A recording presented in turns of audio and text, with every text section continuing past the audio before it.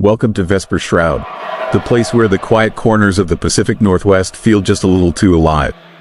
I'm glad you're here, really, but if you've ever wandered under those endless pines or listened to the wind slide through the cliffs, you already know this region hides more than beauty. The stories you'll hear tonight come from real people, true encounters, and old legends locals whisper only when the forest gets dark enough. If you enjoy slipping into these shadows with me, make sure you subscribe and tap the bell, so you never miss the next nightfall. Now, settle in. The woods have been waiting. Story 1. Last broadcast from the lookout. The final transmission from Copper Ridge came through at 3:47 in the morning, and it was just screaming. I was working dispatch for the Forest Service that summer, monitoring fire lookout towers across the Cascade Range in Washington state. 12 towers scattered through 1,000,000 acres of wilderness, each one manned by a single watcher living in isolation for months at a time. My job was simple. Check in twice daily, log weather reports, coordinate if they spotted smoke. Most nights were quiet, boring even, just static and the occasional lonely voice crackling through asking about supply drops or when their rotation would end. But that night in late July, something came through the radio that I still hear in my nightmares. The screaming lasted 14 seconds. No words, just raw terror transmitted across 40 miles of mountain forest. Then silence, then nothing but dead air and my own heartbeat pounding in my ears. I tried to raise Copper Ridge, called the designation number over and over. Tower 9, this is base, please respond. Tower 9, confirm your status. Nothing came back except static. The watcher up there was named David Marsh, 32 years old, forestry degree from University of Washington. This was his third season in the towers. Experienced, reliable. Not the kind of person who would scream like that unless something had gone very, very wrong. I followed protocol, called the ranger station. They dispatched a helicopter at first light, but Copper Ridge was remote, accessible only by a 12-mile hiking trail that climbed 3,000 feet through dense forest. The helicopter could not land on the tower platform. They would have to rappel down or wait for a ground team to hike in. They chose to wait. That decision haunts me because of what they found when they finally reached the tower 36 hours later. The lookout was intact. No sign of fire, no storm damage. The solar panels were working. The weather instruments were functioning normally. David's supplies were neatly organized. His sleeping bag was rolled up on a narrow cot. His coffee mug sat on the desk, still half full, a skin of mold growing on the surface. But David was gone, and the radio was destroyed. Not broken, destroyed. Someone had taken a hatchet to it. The casing was split open. The wiring was torn out. The microphone was crushed flat. And the damage was done from the inside of the tower, from someone who wanted to make absolutely certain no more transmissions could get out. The official report said David had a psychological break, said the isolation got to him, that he destroyed the radio in a moment of panic and then wandered off into the wilderness where he either fell or got lost.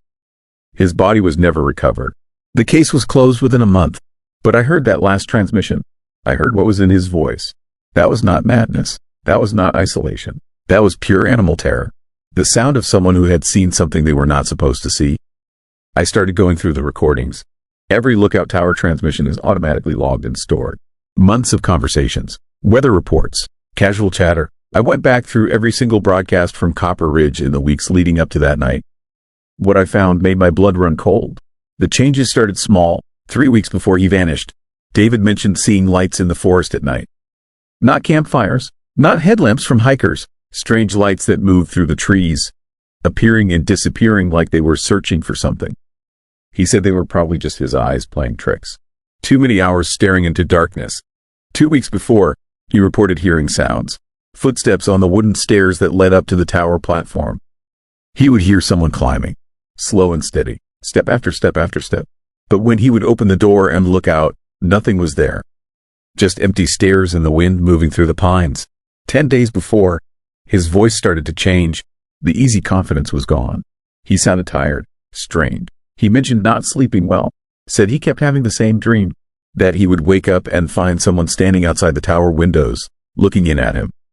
A figure pressed against the glass, watching, always watching. But when he would fully wake and turn on his flashlight, nothing was there. 1 week before he vanished, David requested an early rotation out. Said he was not feeling well. Said something about the tower felt wrong. The request was denied. Staffing was tight that summer. He was told to finish his rotation. Just 3 more weeks. His last regular check-in was the evening before the screaming transmission. His voice was barely above a whisper. He said the footsteps on the stairs had come back. But this time they had not stopped at the bottom. This time they had climbed all the way up, all 70 feet. And when he opened the door to look, he saw marks. Fresh scratches on the wooden steps. Deep gouges like something had been dragging itself up toward him. He said he was going to barricade the door, going to stay inside until morning. Then he was hiking out regardless of what dispatch said. He did not care if he lost his job. He could not spend another night in that tower. That was his last normal transmission. 8 hours later came the screaming. I became obsessed. I pulled records from other towers, started looking for patterns. What I discovered was that Copper Ridge had a history. In 1973, a watcher named Robert Chen spent a full season there. His final transmission mentioned seeing something large moving through the forest below. Something that walked upright but was not human. His body was found 3 days later at the base of the tower. The fall should have killed him instantly, but the coroner noted unusual injuries. Defensive wounds on his hands and arms. Deep scratches across his back, like he had been fighting something before he fell. In 1989, a watcher named Sarah Price lasted 6 weeks before she hiked out in the middle of the night. She left all her gear behind, left the tower door wide open. Rangers found her 20 miles away, dehydrated and hypothermic. She never spoke again, just sat in the hospital staring at nothing until she died 3 years later. In 2004, a watcher named Marcus Webb made it through a full season but reported the same progression. Lights, sounds, footsteps, the feeling of being watched. His final report recommended the tower be decommissioned. His recommendation was ignored. The pattern was clear. Copper Ridge was not safe. Something was wrong with that location. Every few years, something would happen to the watcher stationed there. And the Forest Service just kept sending people up. I tried to blow the whistle, tried to get someone to listen. But I was just a dispatcher, a seasonal employee with no real authority. They told me I was seeing patterns where none existed. That isolation affects people differently. That sometimes bad things just happen in the wilderness. They reassigned me, transferred me to a desk job in Olympia processing permits. And they sent someone new to Copper Ridge. Her name was Jennifer Cole, 26 years old, fresh out of school, eager and bright and excited for her first tower assignment. I tried to warn her, tried to tell her about the history. She smiled and thanked me for my concern, but said she would be fine. Said she did not believe in ghost stories. She made it 11 days. Her transmissions followed the same pattern. First the lights, then the sounds, then the footsteps climbing the stairs. I monitored every broadcast, my stomach in knots, knowing what was coming but powerless to stop it. On the 11th night, her voice came through shaking. She said something was outside. Something had climbed the tower and was walking around the platform. She could hear it moving, could hear it testing the door, scratching at the wood. She said it knew she was inside, said she could feel it thinking, planning. She asked me what she should do. I broke protocol. I told her to climb out the window, to use the maintenance ladder on the outside of the tower, to get down and run and not stop running until she hit the trailhead. She said she would try, said she was going to grab her pack and go. The transmission cut off. I waited 1 minute, 5 minutes, 10 minutes, called her designation over and over. Tower 9, respond. Jennifer, please respond. Then her voice came back on. But it was different, flat, emotionless, wrong. She said she had changed her mind, said she was going to stay, that everything was fine now, that she understood. She said there was someone she wanted me to meet, that he had been at the tower much longer than anyone realized, that he had been waiting so patiently, that it was time for him to come down. The transmission ended, and I have not heard from Jennifer Cole since. The Forest Service says she completed her rotation and moved on, that she is working at a park in Montana now. But I have tried to contact her, searched for her online, called every ranger station in Montana. No one has heard from her. She vanished just like David, just like all the others. Copper Ridge is still active. They decommissioned it for 1 season after Jennifer, but budget cuts forced them to reopen it. There is someone up there right now, a young man named Alex. I looked him up. He is 24, just graduated. This is his first tower assignment. I have been monitoring his transmissions. It has been 4 weeks. So far everything is normal. Weather reports, routine check-ins.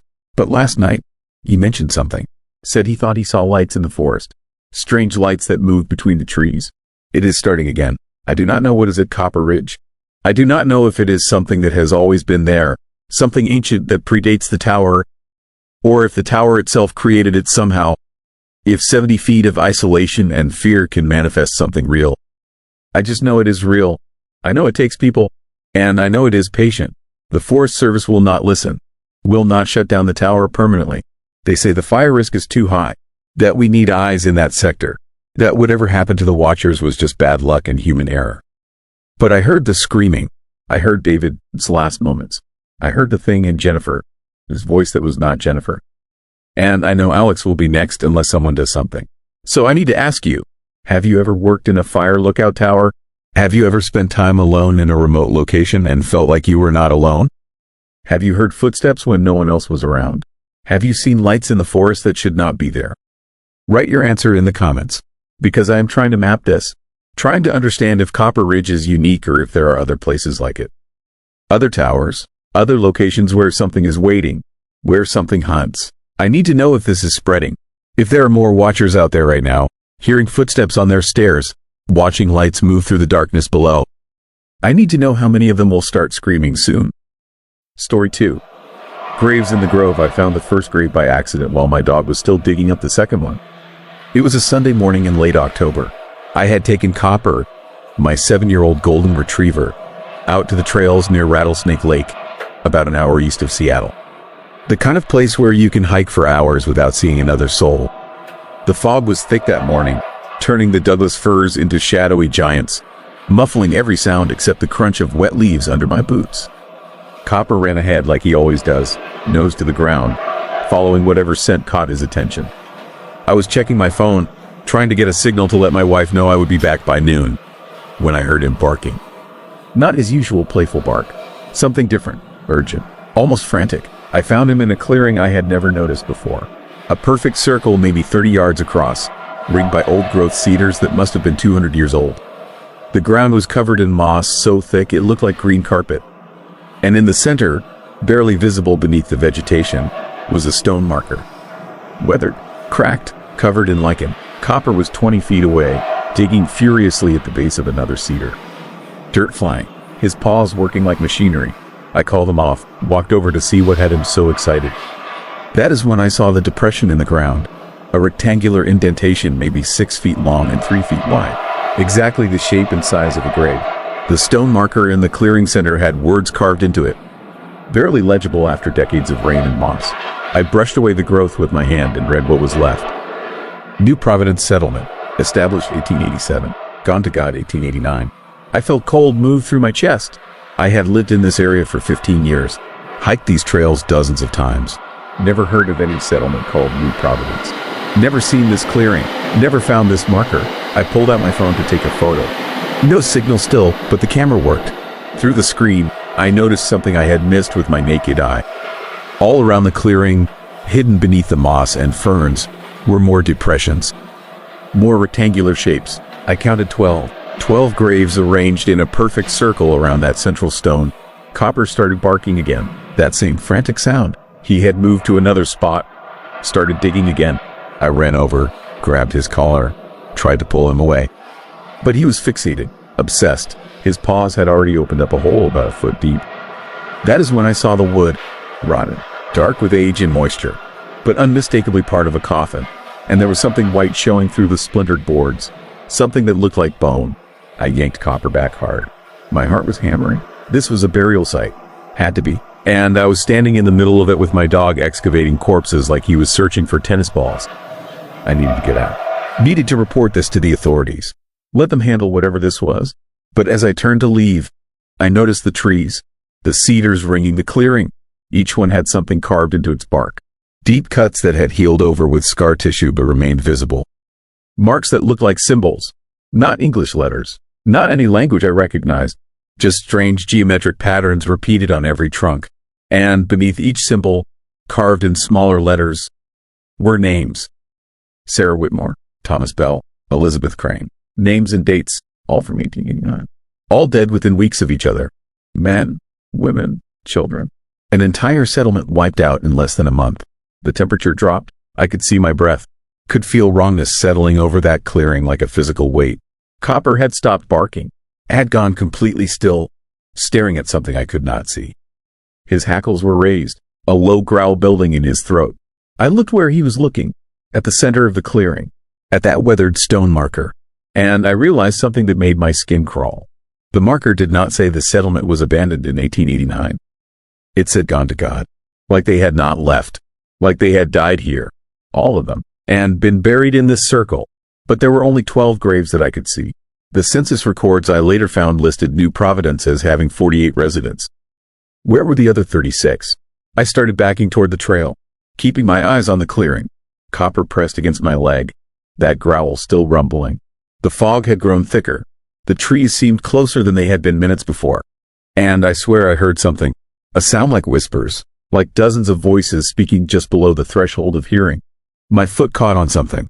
I stumbled, looked down. Another depression in the ground. Another grave. But this one was outside the circle, hidden in the ferns. And next to it was another. And another. They extended into the forest.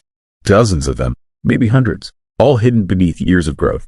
All forgotten. New Providence had not been a settlement of 48 people. It had been something else. Something larger. And whatever happened in 1889 had killed them all.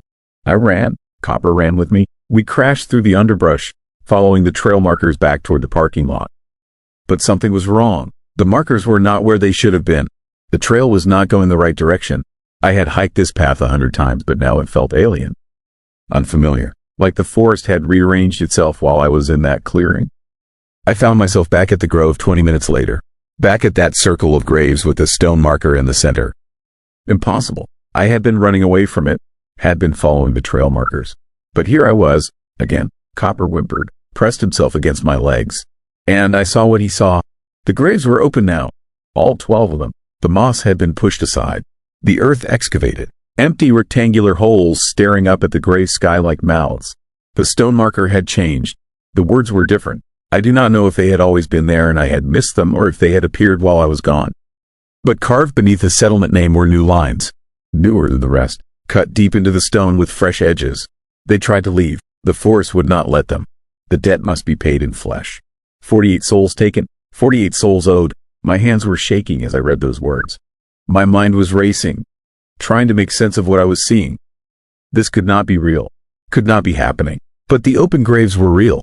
The marker was real. And the feeling of being watched from every direction was very, very real. That is when I noticed the trees again. The cedars with their carved symbols. They had changed too. The symbols were glowing, faint green light pulsing from the scar tissue. And beneath each name, beneath each date from 1889, were new names. Recent names, modern names, people who had died in these woods over the past 130 years. Hikers, hunters, lost wanderers, 48 names total. The last name on the list was dated 3 weeks ago. Michael Torres. I remembered the news story. Local man went missing on the Rattlesnake Lake Trail. Never found. Search teams combed the area for days. Nothing. Beneath his name was a blank space. Carved but not filled in. Waiting. I understood then. Understood what the marker meant. 48 people had died here in 1889. Something had killed them. Something that lived in this forest. Something that demanded payment. And every time someone else died here, the debt decreased. 48 souls taken meant 48 souls owed before whatever happened to New Providence could be balanced. Before the forest would release its grip. Michael Torres had been number 47. Copper started barking again. Not at the graves. At the tree line. At the shadows between the trunks. And I saw them. Figures standing just beyond the clearing. Dozens of them. Maybe hundreds. Dark shapes that did not move right. That did not have the proper proportions of human bodies. Watching. Waiting. I grabbed Copper and ran again. Did not care which direction. Just away from those things. Away from that clearing. My phone was in my hand. Still no signal, but the GPS was working. I followed it. Ignored the trail markers. Ignored everything except that blue dot showing my position and the distant marker showing the parking lot. It took me 2 hours to get back. 2 hours of hiking what should have been a 30-minute walk. The forest fought me every step. Trees seemed to shift position. The ground became treacherous. Streams appeared where none should exist. But I kept moving, kept following that GPS dot. When I finally reached my truck, Copper jumped in immediately. I locked the doors, started the engine, and drove. Did not stop until I was back on the interstate, surrounded by traffic and noise and normalcy. I reported the burial site to the State Parks Department the next day. Gave them the GPS coordinates. Told them about the marker and the graves. Did not mention the rest. Did not tell them about the things in the trees or the names or the debt that needed paying. They sent a team out 3 days later. Found nothing. No clearing. No graves. No stone marker. Just forest. Dense, old-growth forest that their records showed had been undisturbed for centuries. They thought I was confused. Mistaken. Maybe saw some natural rock formation and let my imagination run wild. But I have the photos on my phone. The marker, the carved trees, the open graves. The evidence is there even if the place itself has vanished. And I have been checking the missing persons reports. Watching, waiting, because I know what is coming. Know what that blank space beneath Michael Torres' name is waiting for. Number 48. The final soul owed. The debt paid in full. 3 people have gone missing in the Rattlesnake Lake area in the past month. 3 people who went hiking and never came back. The search teams have found nothing. No bodies, no signs of struggle. Just gone, vanished into the forest like they never existed. I wonder if the forest is getting impatient. If it is taking multiple people now, trying to find the right one. The one that will complete the payment. Or maybe the rules have changed. Maybe after 130 years, the debt has grown. Maybe 48 is no longer enough. I do not hike anymore. I will not go back to those trails. Will not risk being in that forest when the debt comes due. But I think about it every day. Think about New Providence and what happened there in 1889. Think about 48 people dying in the space of a month. Think about what could kill an entire settlement and then demand payment that lasts over a century. And I think about those figures I saw in the trees, those shapes that were not quite human. I think about how many of them there were, how they surrounded that clearing like they were guarding something, like they were waiting for something. The forest remembers, the earth remembers, and some debts are written so deep that time cannot erase them, cannot diminish them, can only watch as they slowly, inevitably come due. So I'm asking you, if you have hiked in the Cascades, if you have wandered off trail and found places that felt wrong, found clearings that should not exist, tell me in the comments. Tell me what you saw. Because I need to know if there are others. Other places like the Grove. Other settlements that vanished. Other debts waiting to be paid. And if you are planning to hike near Rattlesnake Lake, maybe choose a different trail. Maybe stay where people can see you. Because the forest is watching. The forest is waiting. And it always collects what it is owed. Story 3. Patient in room 217. The patient's eyes were moving in opposite directions. And that was when I stopped believing in rational explanations. I have been an emergency room physician for 17 years. I have seen overdoses, strokes, seizures, and every possible malfunction the human body can produce. I pride myself on diagnostic accuracy and evidence-based medicine. But what walked into Port Angeles Hospital on October 19th defied every principle I was taught in medical school. And what happened over the next 72 hours made me question whether I understand anything about the human mind at all. The patient arrived at 11:47 on a Friday night. A 38-year-old man named Eric Donnelly. Hikers had found him wandering near Lake Crescent, disoriented and speaking in a language nobody recognized. He was hypothermic, dehydrated, and covered in scratches. Standard exposure case for the Olympic Peninsula in autumn. Except his vital signs made no sense. His core temperature was 89 degrees, but he was not shivering. His heart rate was 32 beats per minute. Yet he was conscious and ambulatory. His pupils were fixed and dilated, but he responded to visual stimuli. Every indicator said he should be in critical condition, yet he walked into the ER under his own power and sat calmly in the waiting area until we called him back. I introduced myself and began the standard examination. Asked him his name, the date, where he was. He stared at me with those dilated pupils and smiled. Then he answered in perfect English that he was very comfortable and that I should not worry about him. But his voice was wrong, too deep, like 2 people speaking in unison with slightly different pitches. I chalked it up to altered mental status from hypothermia and ordered warming blankets and IV fluids. We admitted him to observation in room 217 on the 2nd floor. Standard protocol: warm him up slowly, monitor for complications, run blood work. I expected him to stabilize within a few hours. Instead, things got worse. The night nurse called me at 2 in the morning, said I needed to come see something. I found her standing outside room 217, pale and shaking. She said Donnelly had been resting comfortably until about 20 minutes ago. Then he sat up and his eyes started moving independently, the left eye tracking her movements while the right eye stared at the ceiling. And he had been speaking continuously in that strange language the hikers had reported. A rolling, clicking sound that hurt to listen to. I entered the room with the confidence of someone who has seen plenty of neurological events. Thought maybe he was having focal seizures or had suffered a stroke we had not detected. But when I saw him, my clinical detachment evaporated. Eric Donnelly sat upright in bed, both eyes moving in completely different directions. The left tracked me as I approached. The right continued its systematic scanning of the ceiling tiles. His mouth moved constantly, producing sounds that were definitely language, but like nothing I had ever heard. Consonants that clicked and vowels that seemed to have 3 syllables each. And beneath his hospital gown, his skin was moving. Not twitching, moving, like something was crawling just under the surface. I ordered an immediate CT scan. Stat labs, neurology consult, but every test came back normal. Perfect brain structure, no lesions, no masses, no sign of stroke or infection. His blood work showed the hypothermia we already knew about, but everything else was unremarkable. Neurologically, Eric Donnelly was completely healthy. Except he was not. His temperature had dropped another degree despite the warming protocols. His heart rate was now 28. And when I tried to examine his eyes with a penlight, he grabbed my wrist with strength that should not have been possible for someone in his condition. Held me there while both eyes suddenly locked onto my face. And in that moment, I felt something that I had never experienced in a hospital before. Pure, primal fear. He released me and lay back down, closed his eyes, became still. The nurse and I stood there breathing hard, and neither of us could explain what had just happened. I should have transferred him to a larger facility. Harborview in Seattle had the specialists and equipment for complex cases, but something kept me from making that call. Maybe it was professional pride. Maybe it was curiosity. Or maybe, and this is what I believe now, something did not want him to leave Port Angeles. The next morning, Donnelly was awake and lucid. Spoke perfect English, remembered nothing about the previous night. Said the last thing he recalled was hiking near Marimere Falls 3 days ago. He had taken a trail that was not on any map. Found it by accident when he went off path to photograph a Roosevelt elk. The trail led deep into old-growth forest, deeper than he had intended to go.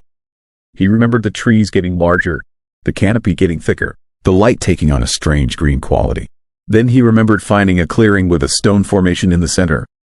Not natural, man-made, or something made. Stacked stones forming a circle around a depression in the ground. The depression was filled with water that was perfectly still. No ripples, no reflection, just black water that seemed to absorb light. He said he leaned over to look closer and saw something looking back at him from under the water. Not his reflection, something else. Something with too many eyes that were all looking in different directions. And then he was waking up on the trail with hikers standing over him, 3 days gone with no memory of what happened in between. I documented his account and his chart and tried to treat it like any other case of exposure-related confusion. But his physical condition continued to deteriorate in ways that made no medical sense. His core temperature was now 86 degrees. His heart rate had dropped to 24. Yet he remained conscious and conversational. He should have been dead or at minimum in a coma. And the thing moving under his skin had gotten worse. I could see it clearly now. Patterns of movement that tracked from his torso up to his neck and across his face. Like watching snakes moving under a sheet. The nurses refused to enter his room alone. One quit mid-shift after she saw his skin ripple during a vitals check. I contacted the Olympic National Park Service. Asked if there were any archaeological sites near Lake Crescent that matched Donnelly's description. The ranger I spoke with got very quiet. Said there were some old locations that indigenous people considered sacred. Places that were supposed to be left alone. He said the Clallam people had stories about pools in the deep forest. Places where the boundary between this world and something else was thin. Places where things could cross over if you looked too long. I told him that sounded like folklore, not medical information. He said I should transfer my patient immediately. That whatever was wrong with him was not something a hospital could treat. Then he hung up. That night, Donnelly started changing. Not gradually, suddenly. One of the floor nurses was doing evening rounds when she heard sounds from room 217. Not the clicking language from before. Screaming. Human screaming mixed with something else.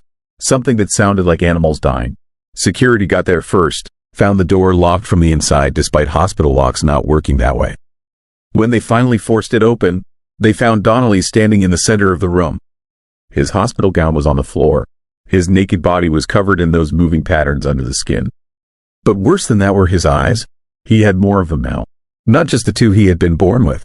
There were additional eyes opening across his face and neck.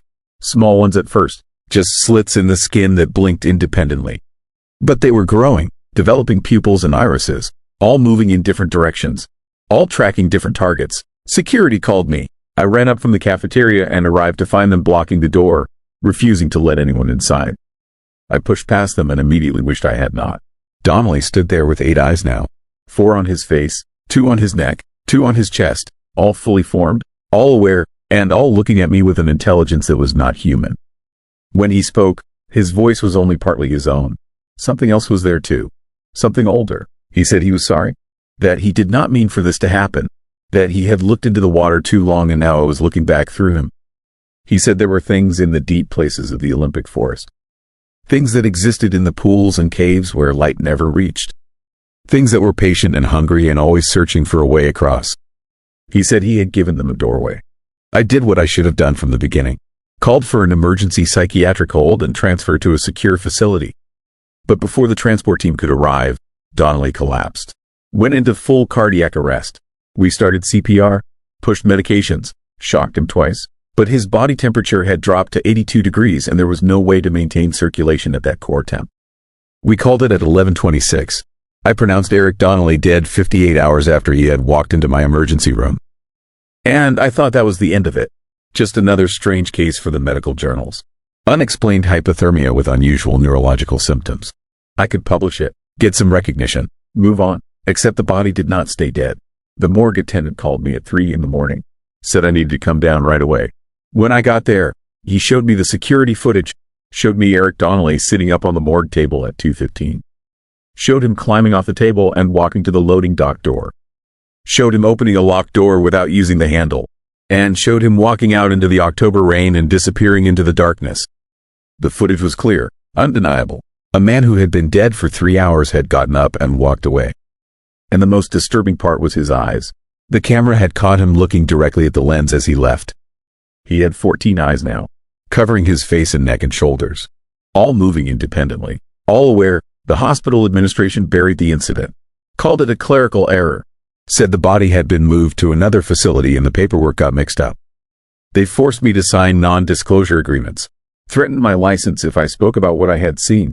The security footage was deleted. Donnelly's chart was sealed. And officially, none of it ever happened. But I know what I saw. I know that something came back from the deep forest with Eric Donnelly. Something that used his body as a doorway.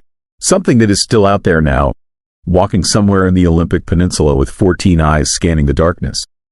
I have tried to find that clearing he described. Spent 3 weekends hiking near Lake Crescent, looking for stone circles and black pools. But the forest is vast and the trails are unmarked. And I think maybe it is better that I never find it. Because if looking into that water for a few seconds did that to Eric Donnelly, I do not want to know what happens to someone who looks longer. I left Port Angeles last month, took a position in Spokane, as far from the coast and the forest as I could get while staying in Washington. But I still think about room 217, still wake up sometimes and check my own eyes in the mirror, making sure there are only two, making sure they are both moving in the same direction. The official records say Eric Donnelly checked himself out against medical advice. But I have his death certificate in a locked drawer in my home office. Proof that for 3 hours and 41 minutes, he was legally dead. And proof that death is not always permanent. Not when something else decides it wants to keep using your body. So here's my question for you. If you found a place in the forest that people said was sacred, that locals warned you to avoid, would you investigate anyway? Would you look into water that did not reflect your face? Tell me in the comments, because I need to know if curiosity really is enough to override survival instinct, or if I am the only one foolish enough to regret not walking away. Story 4. Vanishing at the Vista House. The photograph on my phone shows a woman who should not exist. I took the picture 3 months ago at Vista House, that historic observatory perched on a cliff overlooking the Columbia River Gorge in Oregon. You have probably seen it if you have ever driven the old highway between Portland and Hood River. Beautiful stone building from 1918. Commanding views of the gorge stretching for miles. A perfect place to stop, stretch your legs, take some photos. Thousands of tourists visit every year. Most of them make it home. I was there on a Tuesday in August, mid-afternoon, with my wife Sarah and our 2 kids. We were driving back from a camping trip at Lost Lake. The kids were restless. Sarah suggested we stop at Vista House to let them burn off some energy. I pulled into the parking lot, and we climbed the steps to the observation deck. The view was breathtaking. The Columbia River far below, wide and dark, cutting through basalt cliffs covered in green. Mist hung in the air despite the summer heat, that perpetual fog the gorge is famous for. Sarah took the kids to look at the historic displays inside while I stayed outside with my camera, trying to capture the landscape. That was when I saw her. A woman standing at the very edge of the observation deck, her hands on the stone railing, looking out over the gorge. She wore a long dress, pale gray or white, something old-fashioned that seemed out of place. Her hair was dark and loose, falling past her shoulders. She stood perfectly still, not moving, not reacting to the wind that was making my jacket fly. I raised my phone to take a wide shot of the view, and she ended up in the frame. I did not think anything of it at the time. Just another tourist. I took maybe a dozen photos, then went inside to find my family. We spent 20 minutes in Vista House, looked at the exhibits, bought some postcards. The kids used the bathroom. Normal tourist stuff. Then we walked back to our car and drove home to Seattle. The whole stop was maybe 40 minutes total. It was not until 2 days later that I actually looked at the photos I had taken. I was scrolling through them on my computer, picking out the best ones to share, when I noticed something strange about the woman in the gray dress. In the first photo, she was standing at the railing like I remembered. But in the second photo, taken maybe 30 seconds later, she was closer. Not by much, maybe 10 feet, but she had moved without me noticing. In the third photo, closer still. In the fourth photo, she was only about 20 feet from where I had been standing. I kept scrolling. Each photo showed her progressively closer, and her posture had changed. In the first images, she was facing away from me, looking at the view. But in each subsequent photo, she had turned more toward the camera, toward me. By the eighth photo, she was facing me completely. That was when I noticed her face, or rather, the lack of it. Where her features should have been, there was just a smooth expanse of pale skin. No eyes, no nose, no mouth, just blank flesh like an unfinished sculpture. My hand started shaking. I zoomed in on the image, thinking it was a glitch, a motion blur, something wrong with the photo. But the resolution was perfect. Everything else in the frame was crisp and clear, just her face was wrong, deliberately wrong. The last photo I had taken showed her standing less than 5 feet from where I must have been. Her blank face pointed directly at the camera, and I noticed something else. In the background of that final image, I could see other tourists on the observation deck. At least a dozen people. But none of them were looking at her. None of them seemed to see her at all. I told myself I was being ridiculous, that it was just a weird coincidence. Bad lighting, photo artifacts. But I could not shake the feeling that something was deeply wrong with those images. I started researching Vista House online, found the usual tourist information, historical facts, visiting hours. Then I found the forums, travel sites where people shared experiences, and buried in those threads, I found other people talking about the woman in gray. The first post I found was from 2 years ago. A man from California describing how he had seen a woman in old-fashioned clothing standing at the edge of the observation deck. He thought she was a historical reenactor. He took her picture. When he looked at the photo later, her face was blank, smooth, empty. He went back to Vista House a week later to ask the staff about her. They told him there were no reenactors, that no one matching that description worked there. Another post from 4 years ago. A couple from Vancouver describing the exact same thing. Woman in gray, old-fashioned dress, blank face in their photos. They said they felt uneasy after taking the pictures. Said they left Vista House earlier than planned because something felt wrong. I found 8 more posts spread across different sites and forums over the past decade. All describing the same woman. All mentioning the blank face in photographs. But none of them mentioned what I was about to discover next. The missing people. I started cross-referencing names. The man from California who posted about the woman. His social media had gone silent 2 months after his Vista House visit. No posts, no activity. Friends and family had posted asking if anyone had heard from him. Then nothing. The couple from Vancouver. Their last Facebook post was 3 weeks after their trip to the Columbia River Gorge. Just a normal update about their garden. Then their accounts went dormant. I found a missing persons report filed by the woman, his sister, 6 months later. I spent 2 days going down this rabbit hole. Every person I could identify who had posted about seeing the woman in gray and photographing her had vanished.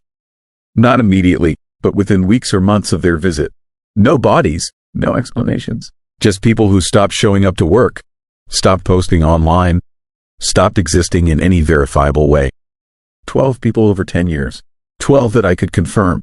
How many others had seen her and never posted about it online?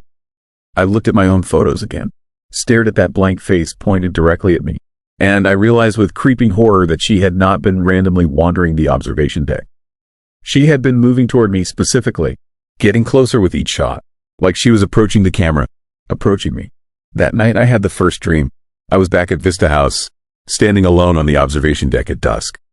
The sky was purple and dark. Mist rolled through the gorge below, thick and impenetrable, and the woman in gray was there, standing at the railing, her back to me. I called out to her, asked who she was. She did not respond, did not turn around, just stood there, her dress moving slightly in a wind I could not feel. I walked closer, my footsteps echoing on the stone. When I was about 10 feet away, she turned to face me. Where her face should have been was a void. Not blank skin, not emptiness, an actual void. A darkness so complete it seemed to pull at my vision, drawing my eyes into it, making my head spin.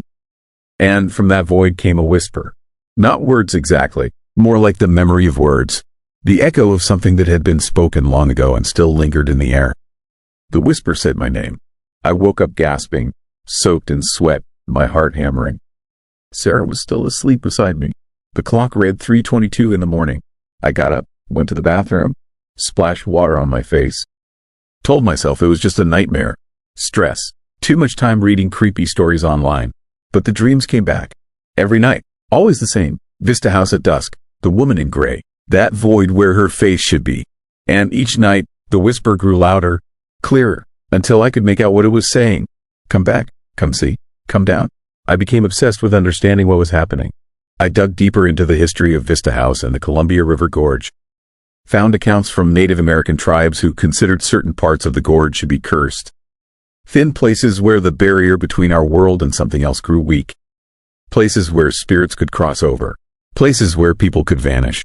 Vista House was built on one of these sites. Crown Point, the highest spot in the gorge. The builders knew the legends but dismissed them as superstition. They built their beautiful observatory anyway. It opened in 1918 with great fanfare. That first summer, 3 people vanished from Crown Point. They were seen entering Vista House. Security logs confirmed it, but they never came out. Searches found nothing. The incidents were blamed on accidents. People falling from the cliffs. Bodies swept away by the river far below. But the disappearances continued, not frequently enough to close the place down. Just often enough to become part of the local lore. A person every few years. Always someone who had been alone on the observation deck. Always someone who had been seen staring out at the view. Always someone who simply ceased to exist. I found a newspaper article from 1974. A woman named Margaret Chen had vanished from Vista House. Her husband said she had gone outside to take photos while he used the restroom. When he came out, she was gone. Her camera was found on the observation deck, sitting on the railing. When the film was developed, the last photo showed Margaret looking at something off camera. Something that had caught her attention. Her expression was one of confusion, maybe fear, but the photo showed nothing else. Just Margaret and empty air. The article mentioned that this was the 7th unexplained disappearance from Vista House in 60 years. It noted that local Native American elders refused to visit Crown Point. That they warned people to stay away from the cliff edge. That something old lived in the mist and fog. Something that collected people. I stopped sleeping. The dreams were too vivid, too real. Every time I closed my eyes, I was back at Vista House, and the woman in gray was closer. Her void face expanding, filling my vision. That whisper growing into a roar. Come back, come see, come down. Sarah noticed I was deteriorating. Asked what was wrong. I showed her the photos, showed her the research. She looked at me with concern and suggested I talk to someone. A therapist, a doctor. She said I was spiraling, that I needed help. Maybe she was right, but I knew what I had seen. I knew those photos were real. And I knew that 12 people who had photographed the woman in gray were now missing. Last week, I made a decision. I drove back to Vista House alone, told Sarah I needed to face whatever was happening. Needed to understand. She begged me not to go. Said I was not thinking clearly. But I went anyway. I arrived at Crown Point just before sunset. The parking lot was nearly empty. Just a couple of other cars. Tourists finishing their visits before dark. I climbed the steps to Vista House, my heart pounding, my hands sweating despite the cool evening air. The observation deck was deserted. I walked to the railing and looked out over the gorge. The view was just as beautiful as I remembered. The river far below, winding through ancient stone. Mist rising from the water, catching the fading light. Then I saw her. She was standing at the far end of the deck, exactly where she had been in my first photograph. The woman in gray, her back to me, her dark hair moving in the breeze. I stood frozen, unable to move, unable to breathe. This was real. She was real. Slowly, she turned to face me. And where her face should have been was that void. That impossible darkness that pulled at my eyes and made the world tilt. The whisper came, But this time I heard it not in my mind but in the air around me, echoing off the stone walls of Vista House. She said I had seen too much, that I had looked too closely, that I had captured something in my photographs that was never meant to be captured. She said others had made the same mistake, that they had glimpsed what should remain hidden, and now they were with her, down in the mist, down in the deep places of the gorge where reality grows thin. She said it was my turn, that I could resist, but it would only delay the inevitable, that she would come for me in dreams, in shadows, in reflections, until I returned. Until I walked to the edge of the observation deck and stepped off into the mist. Until I joined the others. I ran. I do not know how I made it back to my car. Do not remember the drive home. I just remember Sarah holding me while I shook and cried and tried to explain what I had seen. That was 6 days ago. I have not slept since. Every time I start to drift off, I feel her presence. See that void face hovering in the darkness behind my eyelids. Hear that whisper calling my name. I looked at the photos again this morning. The woman in gray is gone from every single image. The observation deck is empty in all of them. Like she was never there. Like I imagined the whole thing. But I know I did not. And I know she is still waiting for me at Vista House. Still calling. Still patient. So I need to ask you something. Have you ever been to Vista House? Have you ever seen a woman in old-fashioned clothing standing at the observation deck? Have you ever taken a photo and found something wrong with it later? Something that should not be there? Or something missing that should be? Write your answer in the comments. Because I need to know if she is appearing to others. If more people are being marked. If the disappearances are accelerating. I need to know if I am the only one hearing her whisper. Or if she is calling to all of us, waiting for us to come back, to come see, to come down into the mist and join the others in that place where the barrier grows thin and people vanish into legend. If the shadows feel close tonight, don't forget to subscribe. It helps more than you think. And tell me, where are you listening from? The forest likes to know who's out there. Story 5. Packed of the Point Reyes patients, the symbols were carved into every surface. And I mean every surface. When I first walked into the abandoned Point Reyes Psychiatric Hospital. I am a commercial real estate appraiser. My job is to walk through condemned buildings, assess their condition, and determine if they are worth renovating or need to be demolished. It is boring work most of the time. Old office buildings, closed down shopping malls, nothing exciting, nothing that keeps me up at night. Point Reyes was supposed to be just another job. The hospital had been closed since 1973. 50 years of sitting empty on the cliffs overlooking the Pacific, 20 miles north of San Francisco. The state finally decided to do something with the property. My firm got the contract. I got the assignment. I arrived on a gray morning in late September. The kind of day where the fog rolls in so thick you cannot see more than 20 feet in any direction. The building looked like something out of a nightmare. 4 stories of crumbling brick and broken windows. Ivy covering the walls like veins. The main entrance was chained shut, but someone had cut through the lock. Probably urban explorers or homeless people looking for shelter. I pushed through the door. The smell hit me immediately. Mold and rot and something else. Something chemical and wrong. The lobby was a disaster. Ceiling tiles hanging down. Water damage everywhere. Graffiti covering the walls. Standard abandoned building stuff. Except for the symbols. They were different from the usual spray paint tags. These were carved, etched deep into the plaster and concrete with something sharp. Geometric patterns that repeated over and over. Circles within circles. Triangles interlocking in ways that hurt to look at. And between the patterns were words. Not English exactly. More like English words rearranged into something that almost made sense but did not quite. The seeing comes through the pattern. The pattern shows the truth. We are the ones who see. I took photos for my report. Noted the vandalism. Moved deeper into the building. The symbols got more dense as I went. Covering every wall, every door, every surface. Someone had spent months, maybe years, carving these patterns. The consistency was unsettling. Same depth, same style, like they had been done by one person following a very specific design. I found the first piece of artwork on the 2nd floor, in what used to be a patient recreation room. It was a mural covering an entire wall, done in what looked like charcoal and something darker. Maybe dried blood. The image showed dozens of human figures arranged in a circle. Their heads were all tilted back at the same angle.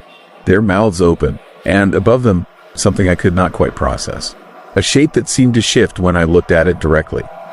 That seemed to have more dimensions than should be possible in a 2-dimensional drawing. Beneath the mural were names, carved into the wall in that same consistent style. 23 names, each with a date next to it, all from 1972 to 1973. The final year the hospital was open. Margaret Hollis, September 14, 1972. David Chen, October 3, 1972. Sarah Whitman, November 17, 1972. The list went on. 23 patients, 23 dates spanning 8 months. And at the bottom, carved deeper than the rest, were words that made my skin crawl. We made the pact. We saw the truth. We are waiting. I pulled out my phone to photograph the mural. No signal this deep in the building, but the camera worked. Through the screen, I noticed something I had missed with my naked eye. The figures in the circle were not generic. They were detailed, individual, and each one was labeled with a name. The same names carved below. These were portraits, specific people, the 23 patients listed. And they were not random mental health patients. They looked deliberate, purposeful, like they had gathered willingly for whatever this depicted. I needed to know more. Needed context. I left the recreation room and started searching offices.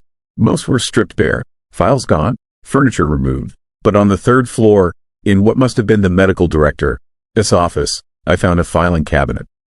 Locked. The metal was rusted but still solid. I used my pry bar. The lock snapped. Inside were patient files, dozens of them. Most were water damaged beyond reading, but several had survived, protected by being on the bottom of the drawer. I grabbed them all, spread them out on the floor, started reading. Point Reyes Psychiatric Hospital had been a private facility. High-end, expensive, the kind of place wealthy families sent their embarrassing relatives. Drug addicts, alcoholics, people with nervous breakdowns. Nothing too severe, just people who needed to be hidden away for a while until they could return to society. But in 1972, something changed. A new doctor arrived, Dr. Marcus Webb. His credentials were impressive. Harvard Medical School, published researcher, specialist in group therapy and altered states of consciousness. He was hired to run a new experimental treatment program. The files I found were his patient notes. 23 patients selected for his program. The same 23 names from the mural. His notes started normally. Sessions focused on meditation and visualization, helping patients explore their subconscious. Standard therapy stuff for the early 70s. But the notes changed over the months. Became stranger. Dr. Webb started describing something he called the pattern. A universal truth that could be accessed through specific mental states. He claimed his patients were beginning to see it, beginning to understand. His handwriting deteriorated as the notes progressed. Started incorporating those same symbols I had seen on the walls. The geometric patterns woven between words. By January of 1973, his notes were barely legible. More simple than text. The final entry was dated March 2, 1973. Just 3 words repeated over and over for 5 pages. They are ready. They are ready. They are ready. The hospital closed 3 days later. Shut down by the state without explanation. Dr. Webb was never heard from again. Neither were his 23 patients. The official records listed them as transferred to other facilities. But there were no transfer papers. No records of where they went. They just vanished. I sat there on that dusty floor, surrounded by those files, feeling cold move through my chest. This was not standard abandoned building history. This was something else, something that had been deliberately covered up. I went back to the recreation room, looked at the mural again, at those 23 figures with their heads tilted back and their mouths open, at that impossible shape hovering above them. And I realized what I was looking at, not a picture of something that happened, a picture of something that was still happening. Present tense, continuous. The symbols on the walls were not vandalism. They were instructions, a map, a guide to accessing whatever Dr. Webb had taught his patients to see. I followed the patterns, let my eyes trace the geometric shapes, let them lead me through the building, down hallways I had not explored, into sections I had planned to skip. The symbols grew more complex, more intricate, drawing me deeper. I found the basement level, a section not marked on the building plans. The door was hidden behind a false wall in the kitchen. Someone had broken through years ago, left the entrance exposed. The stairs went down into darkness. My flashlight barely penetrated it. The air was colder here, damp. The smell of rot intensified, and the symbols were everywhere, covering every inch of the walls and ceiling. So dense they overlapped, created layers of meaning I could almost grasp, but not quite. At the bottom was a room, large, circular. The walls were smooth concrete. In the center was a perfect circle of chairs, 23 of them, arranged exactly like the figures in the mural upstairs. And in each chair was a symbol, carved into the seat, each one unique. The names were there too, carved into the backs. One name per chair. Margaret Hollis, David Chen, Sarah Whitman, all 23 patients. But the chairs were not empty. Not really. There was something in them. Something I could not quite see but could definitely feel. Presence without form. Awareness without body. 23 consciousnesses still sitting in that circle, still performing whatever ritual Dr. Webb had started them on 50 years ago. I felt them notice me, felt their attention shift, and I understood. They had not left, had not been transferred. They had gone somewhere else, somewhere accessible only through the pattern, through the symbols carved into every surface of this building. And they were still there, still waiting, still seeing whatever truth Dr. Webb had promised them. The air in the room began to move. That same rhythm I had felt upstairs, but stronger now, more deliberate, like breathing, like something massive inhaling and exhaling. The symbols on the walls started to glow, faint at first, then brighter, a sickly green light that pulsed in time with that breathing. And I could see it, the thing from the mural, the shape that existed in too many dimensions. It was here, in the room, taking up space that should not exist, feeding on the attention of those 23 patients, growing stronger with each moment they focused on it. Dr. Webb had not been treating mental illness. He had been opening a door, creating a permanent connection between this world and somewhere else. And his patients had volunteered to be the anchors, to sit in that circle forever, holding the door open, letting that thing through. My vision started to blur. The edges of the room became indistinct. The symbols were working on me now, pulling me toward that same state the patients had achieved. That same seeing. I could feel my consciousness starting to slip, starting to separate from my body, starting to join them in that circle. I ran, fought against the pull, scrambled back up those stairs with that breathing following me, that presence reaching out. I could hear something behind me. Not footsteps, something else, something that moved without moving, that existed without existing. I made it to the ground floor, out the front entrance, into the fog and the gray daylight. My truck was still there. Engine started on the first try. I drove, did not stop until I was back in San Francisco, back in my apartment, back in the normal world. But I brought something back with me. I can feel it, a connection, a thread linking me to that place, to those patients, to the pattern they spent 50 years maintaining. The symbols are in my head now. I see them when I close my eyes. I understand them in ways I should not. And I know what they want. They need more. 23 is not enough. The thing they are feeding needs more anchors, more consciousnesses to hold the door open wider. They have been waiting 50 years for someone to find them, someone to understand, someone to join. I have been researching, digging into the history. Point Reyes was not the first hospital Dr. Webb worked at. He had been at 3 others before. Each one shut down suddenly. Each one with rumors of missing patients. Each one abandoned and left to rot. And I am willing to bet each one has the same symbols carved into its walls. The same basement room, the same circle of chairs. He created a network, multiple doors, multiple groups of patients holding them open, all feeding the same thing, all working toward the same goal, bringing something through. Something that exists in spaces we were never meant to perceive. I have tried to ignore it, tried to pretend I never went into that building, never saw what I saw. But the symbols are spreading.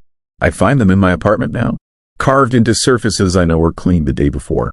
Small at first, just a few marks on the bathroom mirror, but growing, multiplying, following the same patterns as the hospital. And sometimes, late at night, I can feel them. The 23 patients, their awareness touching mine, showing me what they see.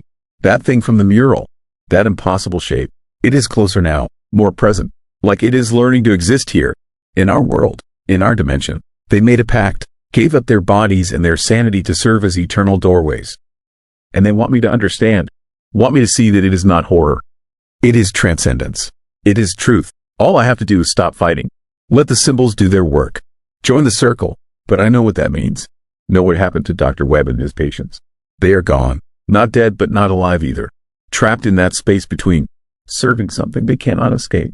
And if I give in, if I let the pattern take me, I will join them. Become anchor number 24. Hold that door open just a little wider. So I am telling you this, sharing what I found, because if something happens to me, if I disappear like they did, someone needs to know. Someone needs to understand what is waiting in the basement of that hospital. What is growing stronger every day that those patients maintain their vigil. And if you ever find yourself in an abandoned building covered in geometric symbols, in patterns that seem to pull at your eyes and your mind, leave immediately. Do not try to understand them. Do not let them work on you. Because the pact is still active.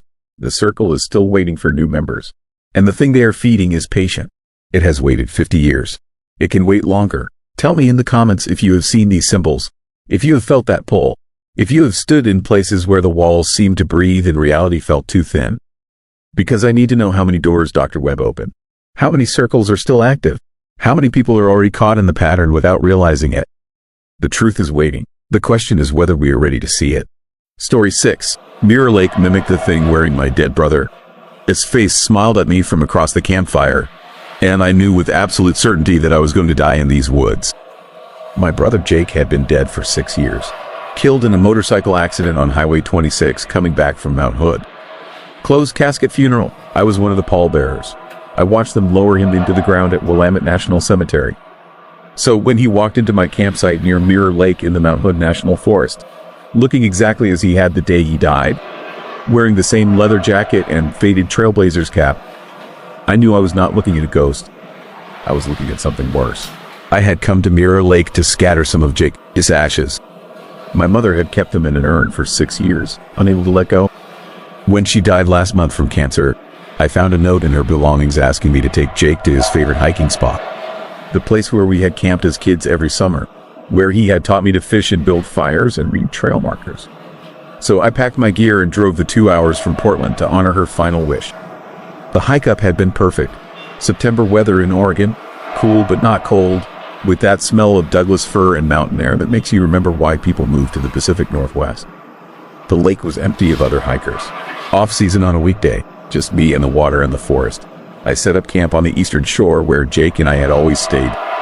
Built a fire, opened a beer, and as the sun went down, I poured his ashes into the lake and said a few words about how much I missed him. That is when I heard footsteps on the trail behind me. I turned and saw him walking out of the tree line. Same height, same build, same scar over his left eyebrow from when he crashed his bike as a kid. He was even walking with that slight limp he had developed after breaking his ankle senior year. Every detail was perfect. Every detail was wrong. He sat down across the fire from me without being invited, stared at me with Jake, his blue eyes, and smiled with Jake, his crooked smile. But something behind those eyes was not my brother. Something ancient and patient and hungry. I tried to speak, but my throat had closed up. Every rational part of my brain screamed that this was impossible, that I was hallucinating, that the grief and the stress of losing my mother had finally broken something in my mind. But I knew what I was seeing was real. Could feel it in my bones the way you feel a thunderstorm coming before you see the clouds. The thing wearing Jake finally spoke. It had his voice, that slight rasp from too many years smoking in his 20s. It said my name, said it was good to see me again, asked why I had taken so long to visit. And with each word, I felt my sanity slipping, because part of me wanted to believe it was really him, wanted to ignore every impossible fact and just have my brother back. But then it made a mistake. It asked me about Mom, asked how she was doing. And I knew for certain that whatever this thing was, it was not Jake. Because if it was really my brother, it would know that Mom had just died. Would know that I was grieving 2 losses, not 1. I stood up slowly, told it I was going to get more wood for the fire. It nodded and said it would wait right there, that we had a lot to catch up on. I walked toward the tree line, fighting every instinct to run. Once I was out of the firelight, I grabbed my pack and started moving fast up the trail. Did not look back, did not care about leaving my tent and gear, just focused on getting back to the parking lot in my truck. I made it maybe a quarter mile before I heard it following. Not running, walking, taking its time, and it was whistling, a tune Jake used to whistle when we were kids, an old Creedence Clearwater song called Bad Moon Rising. The sound echoed through the trees, coming from everywhere and nowhere. I broke into a run. The trail was barely visible in the darkness. My headlamp bounced with each step, turning the forest into a nightmare of moving shadows. Behind me, the whistling continued, never getting closer, never getting farther away, just maintaining that perfect distance that let me know it was there. That it was playing with me. I reached a fork in the trail and took the wrong turn. Realized it too late when the path started climbing steeply instead of descending toward the parking lot. I doubled back but got disoriented. The forest all looked the same in the dark. Every tree identical. Every shadow a potential threat. And that whistling never stopped. I found myself at the edge of Mirror Lake again. Must have gone in a circle somehow. My campfire was still burning on the far shore. And sitting beside it was Jake, or the thing that looked like Jake. It waved at me across the water, gestured for me to come back, said we were not finished talking yet. I ran along the shoreline in the opposite direction, crashed through undergrowth, tripped over roots. My lungs burned and my legs screamed, but I kept moving. Found another trail marker and followed it up into dense forest. The whistling faded behind me. For a moment, I thought I had lost it. Then I saw the second one, It was standing in the middle of the trail ahead. Same leather jacket, same trailblazer's cap, same Jake. It smiled and asked where I was going in such a hurry. Asked if I was scared of my own brother. Said Mom would be disappointed in me for being so rude. I turned and ran perpendicular to the trail, straight into the forest. Branches tore at my face and jacket. I could barely see 3 feet ahead, but I could hear them behind me now. Multiple sets of footsteps, multiple voices, all speaking with Jake's voice, all saying my name, all asking me to stop running. I burst out of the tree line into a small clearing, stood there gasping, spinning in circles, trying to figure out which way led back to civilization. That is when I saw them all around me. 6 of them, standing at the edge of the clearing. 6 identical copies of my dead brother, all watching me, all smiling. And that is when I understood what I was dealing with. I remembered the stories, the warnings from rangers and old-timers about certain places in the Oregon woods. Places where things lived that were older than the trees, things that could copy what they saw, that could wear the faces of people you loved, that used those faces to lure you deeper into the forest, to places where you would never be found. The native people had names for them. Different tribes called them different things. Shapeshifters, mimics, the ones who wear false skins. But they all agreed on one thing. If you saw one, you did not engage. You did not listen. You did not believe anything it said. You just ran and prayed you could reach holy ground or running water before it decided to stop playing with you. But I was surrounded, no clear path out, and 6 copies of my brother were closing in slowly, hurting me. I noticed they were all moving in perfect synchronization. Same steps, same head tilt, same smile, like they were all controlled by the same mind, like they were all just puppets for something else. I did the only thing I could think of. I ran straight at the weakest point in their circle, charged the gap between 2 of them. They reached for me, but I was faster. Felt something grab at my jacket, but I tore free and kept running. Behind me, I heard a sound that made my blood freeze. All 6 of them screaming at once, not with Jake's voice anymore, with something else. Something that sounded like animals being slaughtered, like metal scraping on metal, like sounds that human throats should not be able to produce. I ran for what felt like hours but was probably only minutes. Found a creek and followed it downhill. The screaming faded behind me. I splashed through the water, remembering something my grandmother had told me once. That evil things hate crossing running water. That it breaks their power somehow. I did not know if it was true, but I stayed in that creek until my boots were soaked and my feet went numb. Finally, I saw lights through the trees. The parking lot. My truck was still there, exactly where I had left it. I fumbled with my keys, hands shaking so bad I dropped them twice. Got the door open and threw myself inside. Locked all the doors, started the engine and reversed out of that spot so fast I nearly hit a tree. I drove down that mountain road doing 60 on curves meant for 30. Did not slow down until I hit Highway 26. Did not feel safe until I saw the lights of Portland rising up through the valley. I went straight to a motel near the airport. Paid cash. Told the clerk I did not need housekeeping. Just locked myself in that room and sat on the bed with all the lights on until the sun came up. I should have gone to the police. Should have reported what happened. But what would I say? That copies of my dead brother chased me through the woods? They would have put me in psychiatric hold. Run drug tests. So I said nothing. Just tried to convince myself it was grief-induced hallucinations. Stress. Exhaustion. Anything but the truth. But 3 days later, I got a text message from Jake, his old phone number. The one that had been disconnected for 6 years. The message just said, "You forgot your tent. We will keep it safe until you come back." I blocked the number, changed my own number, tried to move on, but the messages kept coming from different numbers. Always the same basic message. Always referencing things only Jake would know. Childhood memories, inside jokes, names of our old pets, details that this thing should not have access to. Then the photos started. Pictures of my apartment building sent from unknown numbers. Pictures of my car in the work parking lot. Pictures of me taken from a distance. Always accompanied by a message in Jake's voice saying he just wanted to see his little brother again. That he missed me. That Mom would want us to be together. I moved. Did not tell anyone where. Deleted all my social media. Changed jobs. Started going by my middle name. For 2 months. The messages stopped. I thought maybe I had finally lost it. That whatever was hunting me had given up. Last night, I heard whistling outside my new apartment. That same Creedence Clearwater song. Bad Moon Rising. I looked out my window and saw him standing under the streetlight. Jake, wearing that leather jacket and trailblazer's cap. He looked up at my window and waved. Then he pointed at his watch and mouthed the words, "Soon." I am writing this because I need people to know what is out there in the Oregon woods. I need you to understand that some places are not meant for humans. That some things live in the forest that are older and stranger than we can imagine. Things that can look like anyone, sound like anyone, that know exactly how to exploit our grief and our loneliness. If you hike in the Mount Hood National Forest, particularly around Mirror Lake, and you see someone you know on the trail, someone who should not be there, someone who asks you to follow them deeper into the woods, do not go, do not engage, just turn around and leave as fast as you can. Because once these things lock onto you, once they choose you as prey, they never stop hunting. I do not know how much time I have left. Do not know if you can really escape something like this or if I am just delaying the inevitable. All I know is that somewhere out there, something is wearing my brother, this face, and learning everything about me. Getting closer every day. And when it finally decides to stop playing games, there will be no running water or parking lot to save me. So tell me, if you saw a loved one who had died years ago walking toward you in the woods, would you approach them? Would you want to believe it was real? Or would you run? Put your answer in the comments, because I need to know if I am the only one who was foolish enough to hesitate. The only one who wanted so badly to have my brother back that I gave this thing the time it needed to mark me as prey. Story 7. Dancer in the dunes. The footprints in the sand were fresh, but they led nowhere. I found them on a Tuesday morning in late September while jogging along Sunset Bay on the southern Oregon coast.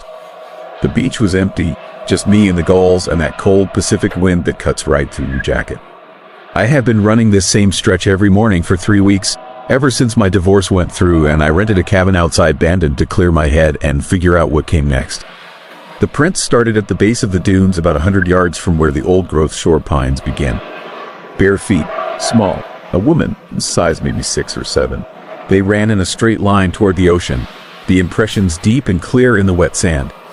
But they stopped 30 feet from the water's edge. Just stop. No return prints. No indication she had turned around or walked in another direction. The tracks simply ended as if the person making them had vanished into thin air. I stood there staring at those impossible footprints and felt the first cold finger of unease trace down my spine. The tide was going out. Those prints were fresh, made within the last hour. But the beach had been empty when I arrived. I had seen no one, and there was nowhere for someone to go. The dunes rose steep and covered in beach grass behind me. The ocean stretched gray and endless ahead. No boats, no other people, nothing. I told myself there had to be an explanation, that I had missed something, that the person had doubled back and their return prints had been washed away by a wave. But the sand around the final footprint was undisturbed, perfect, like someone had taken a single step and then ceased to exist. I kept running, but the image stayed with me, those prints stopping in empty sand. That morning was the first time I saw her. I returned to the cabin as the sun was climbing higher, made coffee, tried to focus on the freelance work I was behind on. But I kept looking out the window toward the beach. Around noon, I grabbed my binoculars and walked out to the deck. The cabin sat on a bluff overlooking the bay, giving me a clear view of the beach and dunes. The beach was still empty, just wind-sculpted sand and scattered driftwood. Then, at the edge of my vision, I saw movement in the dunes. A figure emerged from the beach grass near where I had found the footprints. A woman wearing something white that moved in the wind. She walked down to the harder sand near the waterline and then she began to dance. I raised the binoculars, my hands shaking slightly. Through the lenses, I could see her more clearly. She was young, maybe early 20s, with long dark hair that whipped around her face. Her dress was simple and white, almost like a nightgown, torn at the hem. And she was dancing, not casually, not like someone enjoying the beach. She moved with purpose and precision, her bare feet tracing patterns in the sand, her arms raised to the gray sky. I watched for maybe 5 minutes. The dance seemed ceremonial, deliberate. She would spin and then freeze, her head tilted back, her mouth open like she was singing or screaming, though I could hear nothing but wind. Then she would move again, her feet pounding the sand in a rhythm I could almost feel. Then she stopped. She stood perfectly still facing the ocean. And slowly, deliberately, she began to walk into the water. Step by step, the waves crashed around her knees, then her waist, then her chest. She never hesitated, never looked back, just kept walking until the water closed over her head and she was gone. I dropped the binoculars and ran, grabbed my phone, called 911 as I sprinted down the trail to the beach. A woman had just walked into the ocean. I had watched her drown. The operator kept asking questions, but I was barely listening. I just ran across the sand to where I had seen her enter the water. The beach was empty. The ocean was calm, and there in the sand were fresh footprints leading to the water, its edge. The same small bare feet I had seen that morning. But this time I could see the entire pattern she had danced. Circles within circles, spirals, symbols I did not recognize carved into the wet sand by her feet. The Coast Guard arrived within 20 minutes. They searched. Boats, divers, nothing. No body, no evidence anyone had entered the water. The operator said I was the only call they had received. No other witnesses, just me and my story about a woman who walked into the ocean. They asked if I had been drinking, if I was on any medications, if I had a history of mental health issues. I told them about the divorce, the stress. They nodded with that look people get when they have decided you are not quite reliable. They searched for 2 hours and then they left. Told me to call if I saw anything else. I went back to the cabin and started researching. Found local history, tourist information. And then I found the stories. The dancer in the dunes. That is what the locals called her. A ghost story passed down through generations of the Kikil and Kuz tribes who had lived on this coast for thousands of years. The story varied depending on who was telling it, but the core remained the same. 200 years ago, maybe more, there was a young woman from one of the coastal villages. She was known for her dancing, performed in ceremonies and celebrations. But she fell in love with someone forbidden, a man from a rival group. When her people discovered the relationship, they were both punished. The man was killed, the woman was banished, sent away from the village to live alone in the dunes. She went mad with grief, would dance on the beach every day, calling to her lost love, calling to the ocean to take her to him. Eventually, she walked into the waves and drowned, but her spirit never left. People claim to see her dancing in the dunes at dawn and dusk. Always the same dance, always ending with her walking into the water. And those who saw her, the stories said, would be marked, would be called. I found forum posts from the past decade. Hikers and tourists who claimed to have seen a woman dancing on the beach near Sunset Bay. Some had photographed her, but the images were always blurred or showed nothing but empty sand. A few people wrote about feeling compelled to return to the beach, about hearing singing in their dreams, about waking up with sand in their bed despite not having visited the ocean in days. 3 people who posted about seeing the dancer had later disappeared, all within 6 months of their sighting. All last seen near the beach. No bodies recovered, just more missing persons cases in an area that already had too many. That night I heard the singing. It woke me at 3 in the morning. A woman's voice carried on the wind, high and mournful and beautiful. I stood on the deck in my pajamas, the cold air raising goosebumps on my arms, and I listened. The singing was in a language I did not understand, words that rose and fell like waves, and underneath it, a rhythm. Like drums, like heartbeats, like feet pounding sand. I looked down at the beach. She was there, dancing in the moonlight, her white dress glowing, her hair streaming behind her. And as I watched, she stopped and turned to face the cabin. Face me. Even from 100 yards away, I felt her eyes lock onto mine. The singing stopped. The world went silent, and she raised one hand, beckoning, calling me down to the sand. I went inside and locked the door. Did not sleep the rest of the night. But the next morning, I found sand scattered across my bedroom floor. Wet sand, ocean sand, like someone with bare feet had walked through while I lay there in the dark. The dream started that night. I was on the beach at twilight, the sky purple and bruised. She was there, dancing her spiral patterns, and I was dancing with her, moving in ways my body should not move, my feet following patterns I had never learned. And all around us, others danced too. Shadowy figures, dozens of them, maybe hundreds, all moving in the same rhythm, all trapped in the same endless ceremony. In the dream, I understood. The dance was not celebration. It was binding. Each person who watched her dance, who heard her sing, became part of it. Part of her eternal grief. Part of the call to the ocean. We were all being pulled toward the same end. The walk into the waves, the surrender to the deep. I woke up screaming. My feet hurt. When I looked down, they were covered in sand and blood. The skin was raw like I had been running on the beach for hours. But I had been in bed all night. I knew I had been in bed. I tried to leave, packed my things, got in my car, but as I drove north toward Bandon, I felt a pull so strong it made my chest ache.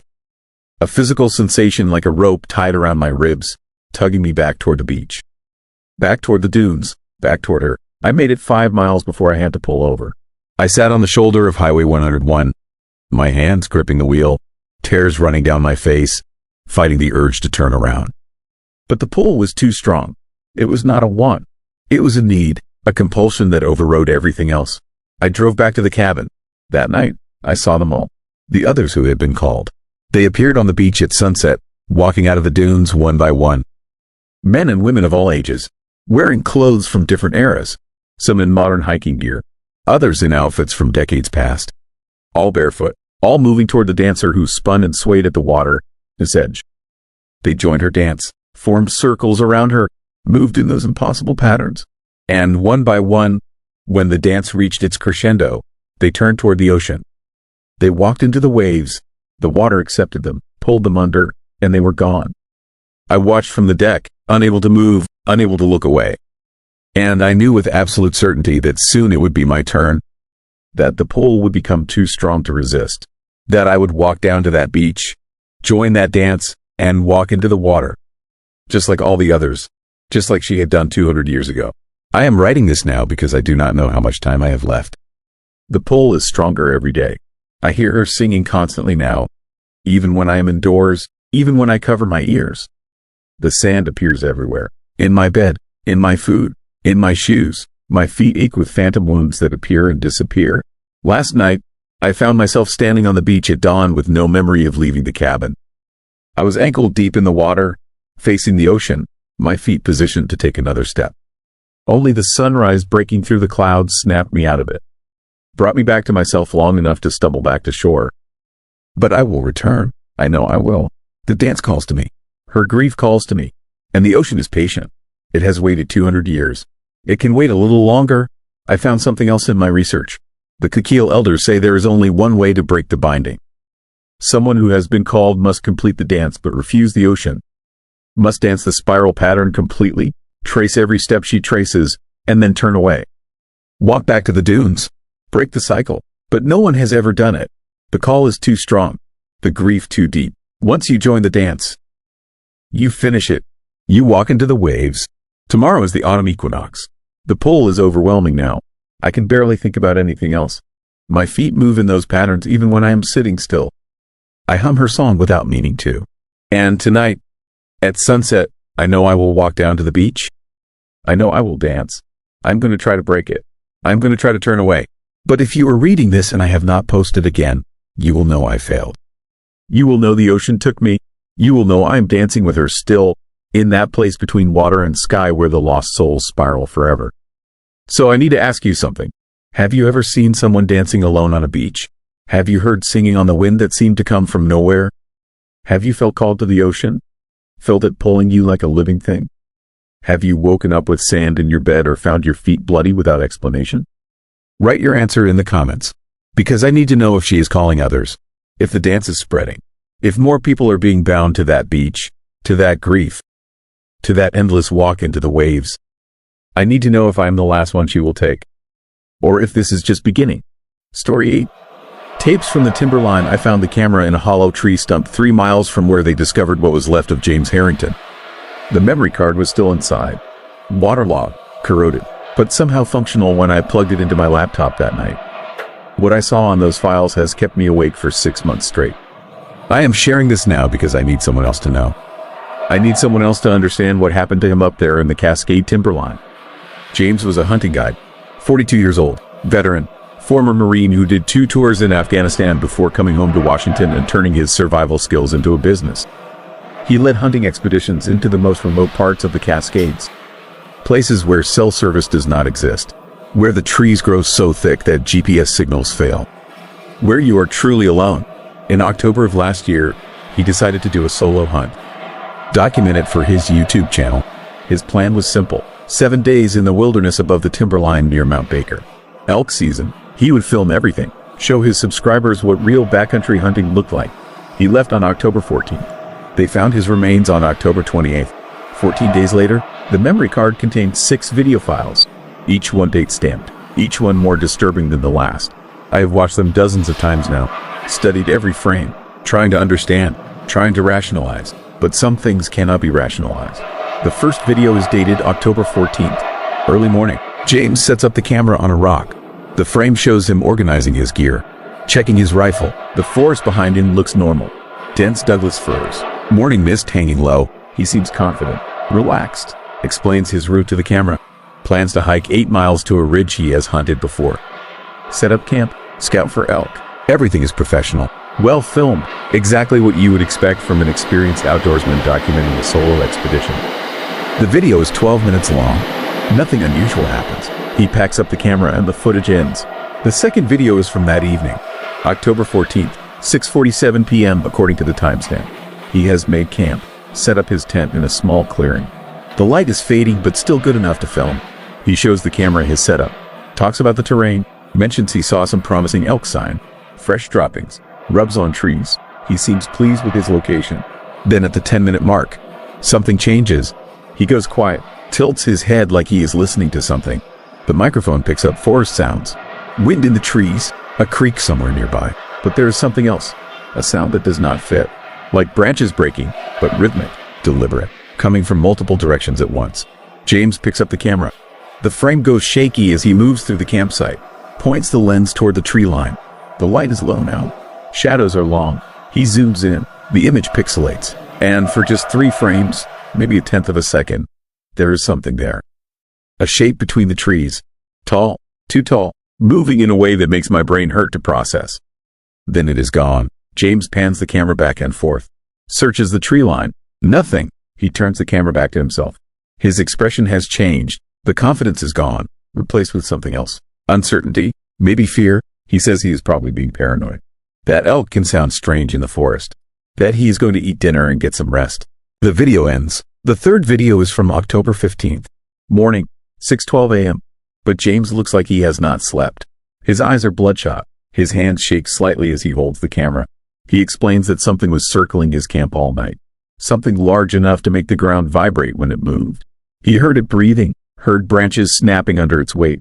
But every time he turned on his flashlight, there was nothing there.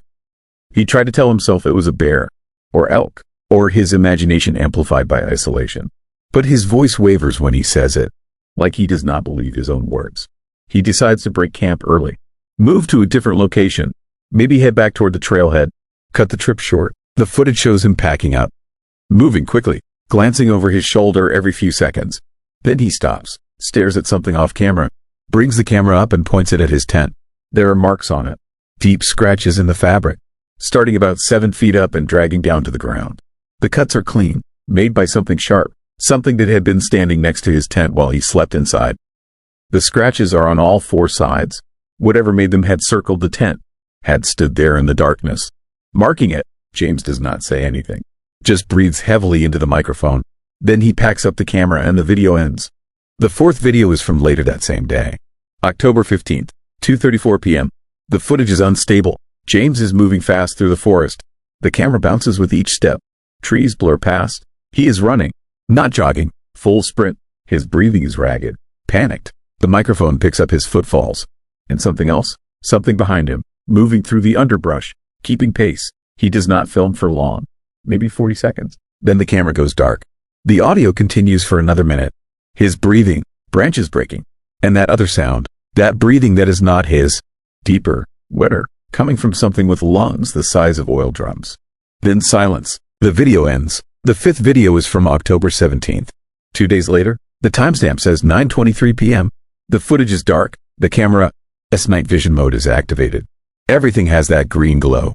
James is in his tent. The fabric ceiling is visible. He whispers into the camera. His face is gaunt, eyes wild. He has not shaved, has not slept properly in days. He explains that he is lost, that the compass is malfunctioning, that the trails he marked on his way in have disappeared. The forest has changed. Trees are in different positions. Landmarks he remembers are gone. He has been walking for 2 days straight and somehow keeps ending up in the same clearing. The same exact clearing, with the same rock formation, the same fallen log, like the forest is looping, folding back on itself, and it is still following him. He can see it now, in his peripheral vision, a shape that vanishes when he looks directly at it. But it is always there, just beyond the firelight, just past the edge of his vision. Watching, waiting, he shows the camera his rifle. Still has ammunition, but he does not think bullets will stop what is out there. He does not think anything will stop it. His voice breaks when he says this. A grown man, a Marine, someone trained to handle stress and fear, reduced to tears by something in the Washington wilderness. The video ends with him saying he's going to try to sleep. That maybe in the morning things will make sense. That maybe he will find his way out. But his eyes say he does not believe it. The final video is from October 21st Street. 4 days later, the camera is propped against something. A rock maybe, or a tree. The frame shows a campfire. Just embers now, glowing faintly in the darkness. And beyond the fire, at the edge of the light, there is James. He is sitting on the ground, facing away from the camera. Completely still. His rifle is on the ground beside him. He has been sitting like that for the entire runtime of the video. 23 minutes. Not moving, not speaking, just sitting and staring into the darkness beyond the firelight. At the 18-minute mark, something moves in that darkness. The night vision picks it up. A shape emerging from between the trees. Massive, at least 9 feet tall. The proportions are wrong. Arms too long, head too large. It moves toward James. Slow, deliberate. Each step making the camera shake slightly. James does not move, does not react, just sits there as it approaches. As it gets closer, the camera starts to glitch. The image corrupts. Pixels scramble. The audio distorts into static and something else. Something that might be a voice. Or might be the sound reality makes when it breaks. The shape reaches James, stands over him, and he finally moves, turns his head up to look at it. The camera catches his profile for just a second. He is smiling. A wide, empty smile that does not reach his eyes. Like something else is operating his face. Something that does not quite understand how human expressions work. Then the video ends. Just cuts out. No fade. No warning. Just black. They found James on October 28th. Or what was left of him. His body was discovered in that same clearing. The one he kept looping back to in the videos. But he had been dead for at least a week. Maybe longer. The medical examiner could not determine cause of death. No wounds. No trauma. No signs of animal predation. His heart had just stopped.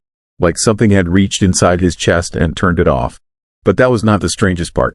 The strangest part was his position. He was sitting exactly like he was in that final video, facing away from where the search team approached, his rifle on the ground beside him, and the expression on his face.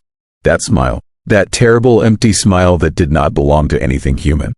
They never found his tent, or most of his gear, or any explanation for how he died. The official report listed it as exposure and possible psychotic break brought on by isolation. But I have the videos. I have seen what he saw. And I know it was not isolation.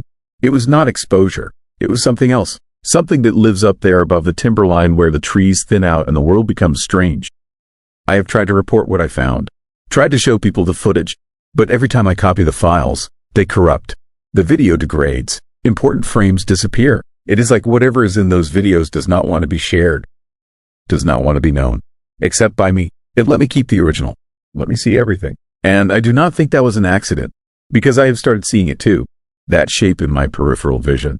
That presence just beyond where I can focus. It followed James down from the mountain. Imprinted itself on those video files. And now it has found me. The person who watched. The person who knows. My compass has started malfunctioning. My phone GPS shows me in locations I am not. I find myself taking wrong turns. Ending up in parts of the city I do not recognize. And always, that feeling of being watched. Of something patient and ancient waiting for the right moment. I think I understand now what happened to James. I think that thing does not kill you. Not directly. It pulls you out of the world. Bit by bit, day by day, until you are not quite here anymore. Until you are somewhere else. Somewhere between. And then it just waits for your body to realize your mind is already gone. I am sharing this because I do not know how much time I have left. Because someone needs to know what is on those tapes. What is waiting in the Cascade timberline for anyone foolish enough to go there alone. To push too deep into the wilderness where humans were never meant to be. If you are planning to hunt in the Cascades, especially above the timberline, do not go alone.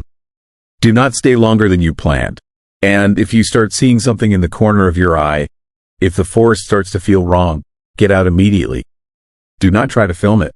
Do not try to prove it is real. Just leave.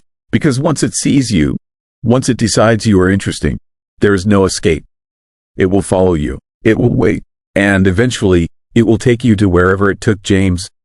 So I'm asking you, have you hunted in the Cascades? Have you spent time alone in the deep wilderness of Washington? Have you seen something you could not explain? Something that watched you from the darkness? Tell me in the comments. Because I need to know if there are others. If James was not the first. If I will not be the last. The tapes showed me something I was never meant to see. And now I cannot unsee it. Cannot unknow it. Can only wait for the day when I end up in that same clearing, sitting with my back to the world, smiling that empty smile. Story 9. Feast of the False Prophet. I found my sister's journal 3 months after the FBI sealed off the commune, and the last entry described the feast in detail that still makes me vomit when I close my eyes. My sister Rebecca joined the Covenant of the Pure Earth in the spring of 2019. She was 34, divorced, lost custody of her kids, struggling with depression and looking for meaning in a world that had kicked her down too many times. She met Brother Thomas at a farmer's market in Portland.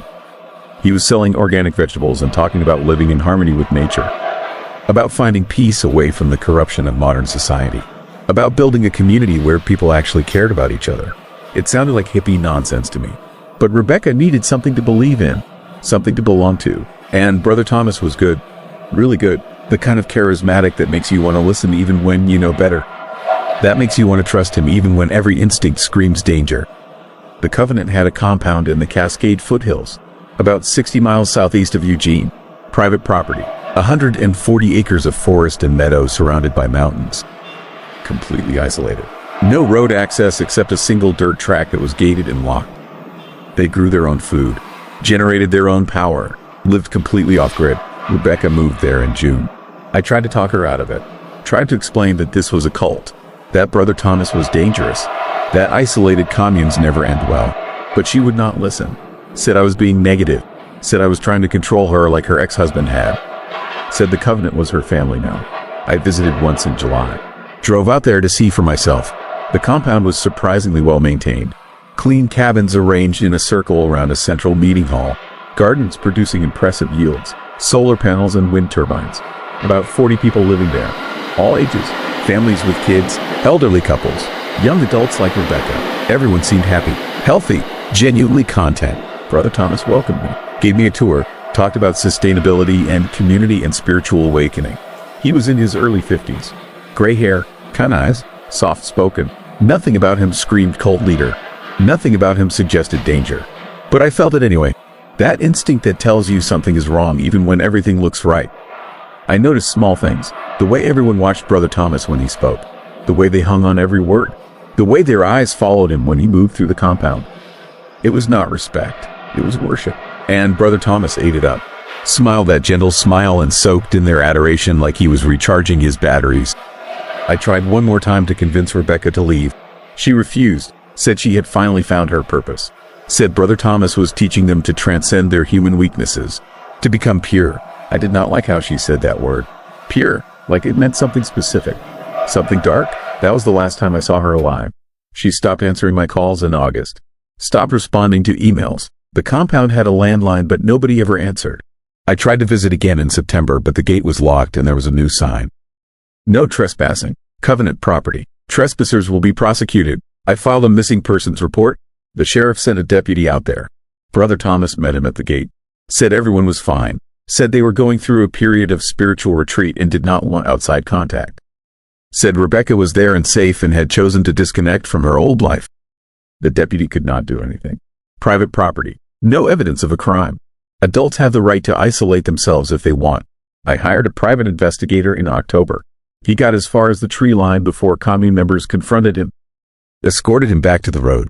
Told him they would call the police if he returned. He recommended I let it go. Said these situations usually resolve themselves. People got tired of commune life and left on their own. But I could not let it go. Rebecca was my sister, my only family, and something felt desperately wrong. I started researching Brother Thomas.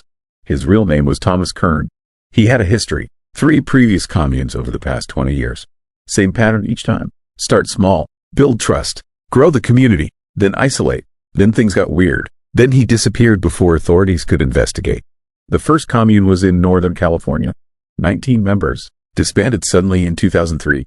2 members were found dead, apparent suicides. The rest scattered, refused to talk about what happened. Brother Thomas vanished for 3 years. Resurfaced in Idaho with a new group. 28 members. Lasted 4 years. Ended when a fire destroyed the main building. 3 dead. No bodies recovered. Brother Thomas disappeared again. The third commune was in Washington. 35 members. Lasted 5 years. Ended when family members forced a wellness check. Found the compound abandoned. Signs of struggle. Blood. But no bodies. No explanation. Brother Thomas gone. Again. The Covenant of the Pure Earth was his fourth attempt. And this time he had 43 members, including my sister. And this time I was going to stop him before whatever he was building toward came to fruition. I went to the FBI in November, showed them everything I had found. The pattern, the deaths, the disappearances. They opened an investigation, said they would look into it but could not move without evidence of federal crimes. Said isolated communes were not illegal. Said they would monitor the situation. They were too slow. I know that now. Too bound by procedure and jurisdiction and the need for warrants. By the time they moved, it was too late. The feast had already happened. The raid occurred on December 18th. Federal agents and county sheriff deputies, 30 personnel. They cut the lock on the gate and drove up that dirt track expecting to find a functioning commune. Expecting to serve warrants and conduct interviews and maybe make some arrests for fraud or tax evasion or whatever charges they could make stick. They found a slaughterhouse. That is what the incident report called it. A slaughterhouse. The central meeting hall had been converted. The windows blacked out, the doors barred from the inside. When agents forced entry, they found the remains of what had been a feast. Long tables arranged in rows. Place settings for 43 people. Plates, cups, silverware, all used, all containing remnants of a meal. And in the center of the hall was the serving table, where the food had been prepared, where Brother Thomas had stood and distributed portions to his followers. The table was covered in blood, dried and brown but unmistakable. And scattered around it were pieces. Human pieces, bones stripped of meat, organs partially consumed, skulls cracked open. The forensic report estimated at least 6 bodies worth of remains. The cabins were empty, beds made, personal items left behind, like everyone had simply gotten up from that feast and walked away. But there were no vehicles on the property, no footprints leading out, no signs of mass exodus, just absence, like 43 people had evaporated after consuming whatever Brother Thomas had served them. They found Rebecca's cabin 3 days into the investigation. Her journal was under her pillow. 78 pages of deteriorating sanity. The early entries were normal. Happy even. She wrote about the gardens, about the community, about feeling accepted and valued, about Brother Thomas's teachings on purity and transcendence. But the entries changed around October, became stranger, more disturbing. Brother Thomas had started talking about the final teaching, about becoming one with the earth, about shedding their corrupted flesh and ascending to a higher state, about the feast that would cleanse them all. Rebecca questioned it at first. Wrote that she was scared, that something felt wrong. But then she wrote about the others, about how they were starting to change, how their eyes looked different, how they moved differently, like they were not quite themselves anymore, like something else was operating their bodies. The final entry was dated December 16th, 2 days before the raid. She described the preparation, how Brother Thomas had selected 6 of the eldest members, how he had explained that their sacrifice would nourish the rest, would allow the community to transcend together. How the 6 had agreed, had volunteered, had walked into that meeting hall knowing they would not walk out. Rebecca wrote that she did not want to eat, did not want to participate, but everyone else was so calm, so accepting, like this was natural, like this was the culmination of everything they had been working toward. She wrote that Brother Thomas stood at the head of the table, smiled that gentle smile, told them this feast would make them pure, would make them eternal. She wrote that the meat tasted wrong. Not bad, just wrong. Like it was changing her from the inside out, like it was rewriting something fundamental about what she was. She wrote that she could feel the others in her mind, all 43 of them, connected, unified, becoming something new. The last line of the journal read, Brother Thomas says we are ready now. Time to shed these vessels and become what we were always meant to be. I am not afraid anymore. I understand. We all understand. The feast was just the beginning.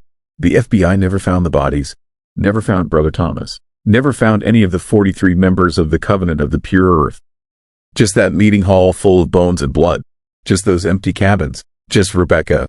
This journal describing something impossible. The official theory is mass suicide followed by disposal of remains in the surrounding forest.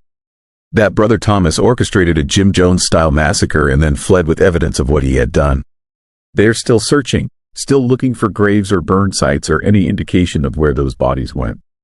But I have read that journal 100 times now, and I do not think they are going to find anything.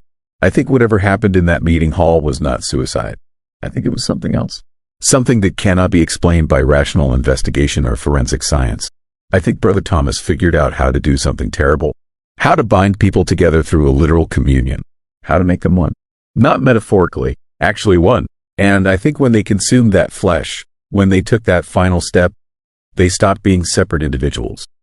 stopped being human in any way we understand, became something unified, something that could walk away from their bodies because bodies were no longer necessary.